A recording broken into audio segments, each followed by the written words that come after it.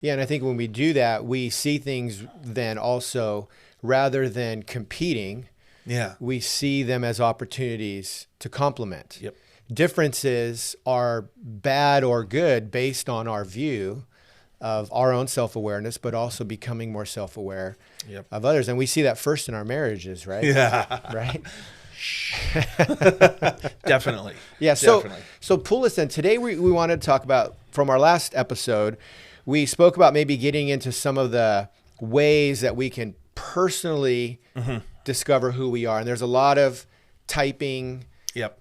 tools out there. Yeah. But we were going to dig into the Myers-Briggs a bit, because we found, even though this is an older one, it is super helpful in giving us kind of a lens to look through and how we might be wired, but also how others on our team might be wired. Yeah. So we talked in the episode where we were talking about finding your why.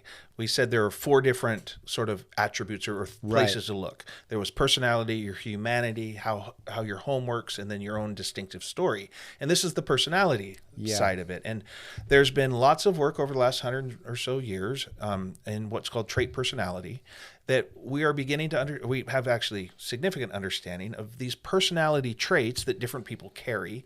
And then over time, we've developed all these surveys, personality tools, many of which have gotten branded up into things like Strength Finders and DISC and Enneagram and Myers-Briggs and the Big Five, and they go on and on. So and many new ones keep coming Yeah, out. So I it's know. interesting, right? Pick one. Yeah. So the Myers-Briggs actually is one of the oldest ones, like you were mentioning. And it's built on Carl Jung's work. It goes way back. And then there's 2 guys named Myers and Briggs enhanced it and brought it forward to us. And it remains a pretty useful tool. But one of the things to start with when doing personality trait work to figure out this question, who are you and what are you all about? I would say it's a great tool to get started with. It can answer all kinds of useful big picture questions, because what those things are basically doing is giving you an avatar to think about and compare yourself to. So the Myers-Briggs breaks the world down into 16 different categories, types. DISC has 4. Strength Finders has 32. Enneagram has 9. They're all a little different, but what they all do is make buckets. And then they put you in a bucket. And I like to tell clients all the time a couple things. Number one, as long as anytime you're breaking the human experience down into 16 buckets, you've made a terrible mistake.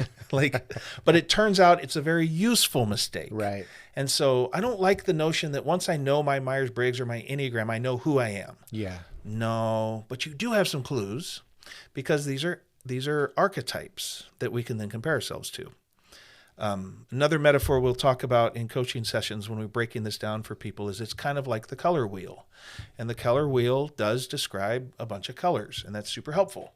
And so what these do is they describe a bunch of types of people, which is super helpful. So if you're blue and I'm red, that's good to know, right? But if I go down to the paint store and I say I want red paint, the person mixing it is going to be like, dude, I need a ton more information. Yep. And one writer suggests that this is infinite degrees of sameness.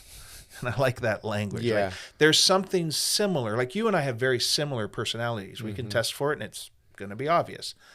And yet I can still tell where you're different than me and the nuances and flavors. And you're red, I'm red, great, but we're different reds. Right.